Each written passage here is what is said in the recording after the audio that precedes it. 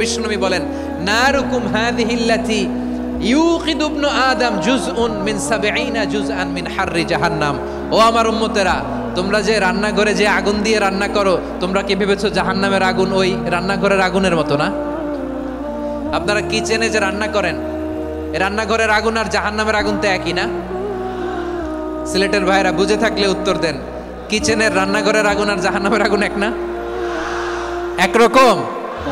বিশ্বনবী বলেন জুজউন মিন 70 জুজআন মিন হাররি জাহান্নাম। জাহান্নামের আগুন দুনিয়ার আগুনের চেয়ে কমপক্ষে 70 গুণ বেশি তেজওয়ালা। জাহান্নামের আগুনকে আল্লাহ নাম দিয়েছেন নারুল্লাহ। এটা আল্লাহর আগুন, নারুল্লাহিল মুকাদা আল্লাতী তাত্তালিউ আলাল আফইদা, যেটা কলিজার মধ্যে যে ধরে যায়। দুনিয়ার আগুন হাতে লাগলে হাত জ্বলে, পায়ে লাগলে পা জ্বলে। জাহান্নামের আগুন দেহের যেই জায়গায় লাগুক না কেন, সাথে সাথে কলিজাটা জ্বলে ছাই হয়ে যাবে। নারুল্লাহিল মুকাদা আল্লাতী তাত্তালিউ আলাল আফইদা। জাহান্নামের আগুন গায়ে লাগলে আপনার কলিজা পুড়ে ছাই হয়ে যাবে। ওই জাহান্নামে আমরা যেতে চাই? আমরা তো সবাই মিলে নাশিদ গাইলাম, জান্নাতে আমরা একা যাব না, সবাই মিলে যাব। ওই জাহান্নাম থেকেও সবাই মিলে বাঁচার দরকার আছে না নাই? কি ভয়ঙ্কর শাস্তির বর্ণনা যে বিশ্বনবী দিয়েছেন, এত বিস্তর আলোচনার সুযোগ আমার নাই। আমি শুধু সবচেয়ে হালকা পাতলা, দ্য লাইট পানিশমেন্ট, সবচেয়ে হালকা শাস্তি কি হবে এটা বলবো। বিশ্বনবী বলেন ইন্না আহওয়ানা আহলিন নারি আযাবান ইয়াউমাল কিয়ামাতি লারাজুলুন তুদাউ ফি আখমাসি কদামাইহি জামরাতান ইয়াগলি মিনহুমা দিমাগু। জাহান্নামের সবচেয়ে হালকা আযাব কি হবে শোনো। সবচেয়ে ভারী না হালকা? সবাই বলুন, জাহান্নামের সবচেয়ে কঠিন আযাব না হালকা? জাহান্নামের সবচাইতে হালকা আযাব হলো ওই ব্যক্তির আযাব যার পায়ে দুটো জাহান্নামের আগুনের জুতা পুড়িয়ে দেয়া হবে। ওই আগুনের উত্তাপে তার মাথার মগজগুলো ভাতের মারের মতো টপ টপ টপ টপ করে বেয়ে বেয়ে পড়বে। নাউজুবিল্লাহ পড়বেন না? আচ্ছা প্রিয় সিলেট, আওয়াজ করে বলেন, এইটা যদি সবচেয়ে লাইট পানিশমেন্ট হয়, সবচেয়ে হালকা পাতলা সহনীয় আযাব যদি হয়, তাহলে ভয়ঙ্করতম আযাবের কি অবস্থা হবে? আমরা কি ওই জাহান্নামে যেতে চাই? জাহান্নামের অবস্থা এত ভয়ঙ্কর হবে, জাহান্নামের ভেতরে লক্ষ লক্ষ কোটি কোটি কাফির মুশরিককে দেওয়ার পরেও জাহান্নাম বলবে হাল মিন মাজিদ, আরো আছে নাকি, আরো দাও। কোটি কোটি কাফেরের দল, মুশরিকের দল, সীমা লঙ্ঘনকারী দল, তাদেরকে যখন জাহান্নামে ফেলা হবে, বড় বড় পাথর খণ্ড জাহান্নামে ফেলা হবে, তারপরও জাহান্নাম বলবে হাল মিন মাজিদ, আরো আছে নাকি, দাও, আরো দাও, আরো দাও। আমার ক্ষুধা নিবারণ হয় নাই। জাহান্নাম এত উত্তপ্ত হবে, জ্বলন্ত হবে, ভয়ঙ্কর হবে, জাহান্নামের এক অংশ আরেক অংশকে খেয়ে ফেলবে। আল্লাহু আকবার। ফেরেশতারাও টালমাটাল হয়ে যাবে। জাহান্নামের রক্ষী ফেরেশতারা কি করবে তারা নিজেরাও বুঝতে পারবে না। কোটি কোটি মুশরিক কাফেরদেরকে জাহান্নামে নিক্ষেপ করার পরেও জাহান্নাম ঠান্ডা হবে না, শান্ত হবে না, বলবে হাল মিন মাজিদ, আরো আছে নাকি, আরো দাও। তখন আল্লাহ তাআলার কুদরতি পা জাহান্নামের ভেতরে ঢুকিয়ে দিবেন। সুবহানাল্লাহ পড়তে পারলেন না মজা করে? কোনো কিছুতেই যখন জাহান্নামকে শান্ত করা যায় না, আল্লাহ তাআলা তার কুদরতি পা জাহান্নামে ঢুকিয়ে দিবেন। দেওয়ার সাথে সাথে জাহান্নাম থেকে আওয়াজ আসবে কত কত বিইজ্জাতিকা ওয়া বিকদরিক, আল্লাহ বিইজ্জাতিকা ওয়া বিকারামিক, আল্লাহ আপনার ইজ্জতের কসম, যথেষ্ট হয়েছে, এনাফ এনাফ, আর লাগবে না। সুবহানাল্লাহ বলেন। ওই ভয়ঙ্কর জাহান্নামে আমরা যেতে চাই কেউ? আমরা সব সময় ওই জাহান্নাম থেকে আল্লাহর কাছে পানাহা চাই। আওয়াজ করে বলেন ঠিক কিনা? প্রিয় ভাইরা, সূরাতুল আহজাবের 45 এবং 46 নম্বর আয়াত আমি তেলাওয়াত করেছি, যেখানে আল্লাহ তাআলা বিশ্বনবীর 5টি বৈশিষ্ট্যের কথা বলেছেন। কয়টি? সবাই বলুন আওয়াজ করে, কয়টি? 5টি বৈশিষ্ট্যের কথা আল্লাহ তাআলা এই আয়াত দুটিতে উল্লেখ করেছেন। বিশ্বনবী সাল্লাল্লাহু আলাইহি ইসলামের জীবনী, ওনার বায়োগ্রাফি নিয়ে কথা বলাটা দুষ্কর, কারণ এটার কোনো শেষ নাই, কুল নাই, কিনারা নাই, বিয়ন্ডলেস, বাউন্ডলেস, বটমলেস। সুবহানাল্লাহ বলেন। কারণ তিনি তো এমন নবী যিনি হ্যাঁ বললে এটা শরীয়তে হালাল হয়ে যায়।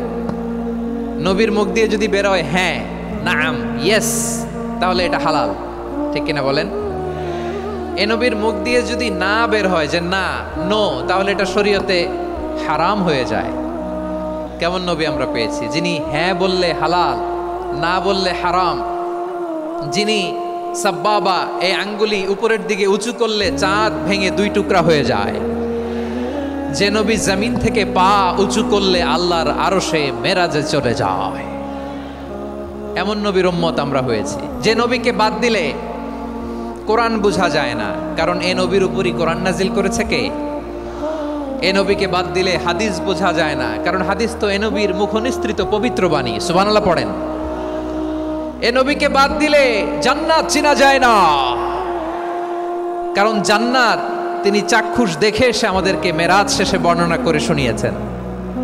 এ নবীকে বাদ দিলে জাহান্নাম চেনা যায় না, এ নবীকে বাদ দিলে আমার রবকে চেনা যায় না। ঠিক কিনা বলেন? তো বিশ্বনবীর 5টি বৈশিষ্ট্যের কথা আল্লাহ তাআলা এই সূরাতে উল্লেখ করেছেন। আল্লাহ রাসূল সাল্লাল্লাহু আলাইহি ওয়াসাল্লাম যখন মক্কাতে দাওয়াত দিচ্ছিলেন,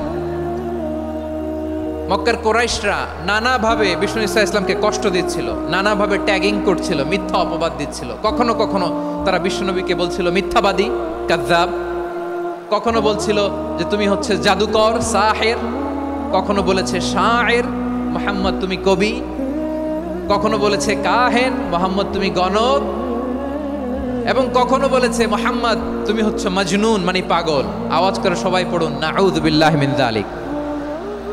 তাহলে বিশ্বনবীকে মৌলিকভাবে এই 5টি অপবাদ দিয়েছে।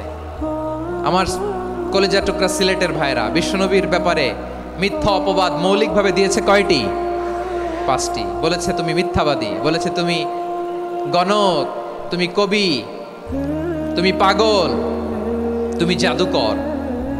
বিশ্বনবীকে যে এই 5টি অপবাদ দেয়া হলো, আল্লাহ তাআলা এটা সহ্য করেননি। এই 5টি অপবাদের বিপরীতে আল্লাহ তাআলা বিশ্বনবীর 5টি চমৎকার বৈশিষ্ট্য উল্লেখ করে সূরাতুল আহজাবের 2টি আয়াত নাজিল করেছেন। আওয়াজ করে পড়েন আল্লাহু আকবার।